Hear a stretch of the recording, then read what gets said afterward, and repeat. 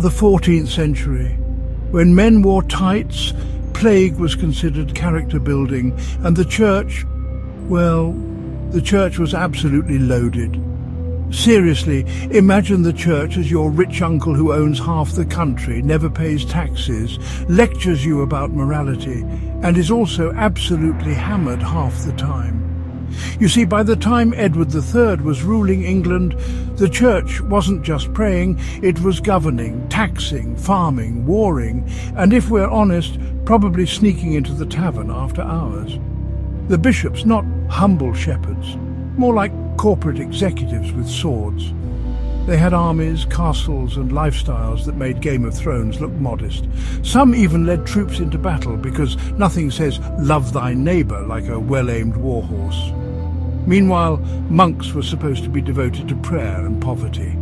Instead, they were hunting, drinking, gambling and occasionally chasing women or boys.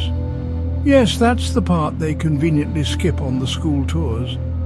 The local priests weren't much better. Some were good men, sure, but others were out in the fields, drunk in the marketplace or selling last rites like they were concert tickets. Take the poor folks of Saltash in Cornwall. Their priest was deaf, drunk, and liked to blurt out confessions while intoxicated. "Father, I've sinned." "Oh, you mean that time with your cousin?" Not ideal. And in walks John Wycliffe, Oxford genius, holy man, and the church's worst nightmare. Wycliffe took one look at the church's wealth and said, "You know what? I think God would be mildly disappointed."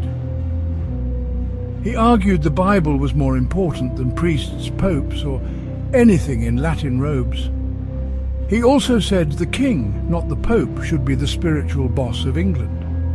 And then he went nuclear. He said the Pope might actually be the Antichrist. Bold move. Even bolder. He suggested the bread and wine at Mass were just, bread and wine. And not the magical flesh and blood buffet the Church insisted it was. The Church was not amused. Wycliffe's fans, called Lollards, started popping up across England. Imagine secret meetings, hushed conversations, and lots of angry peasants learning to read.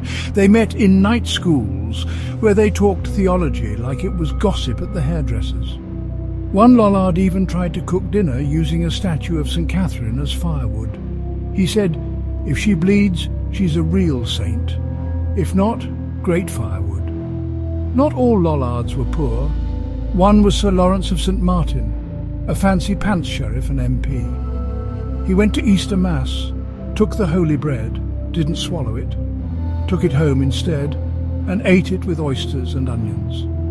Let that sink in. He was caught and punished by being forced to do public penance every Friday for the rest of his life.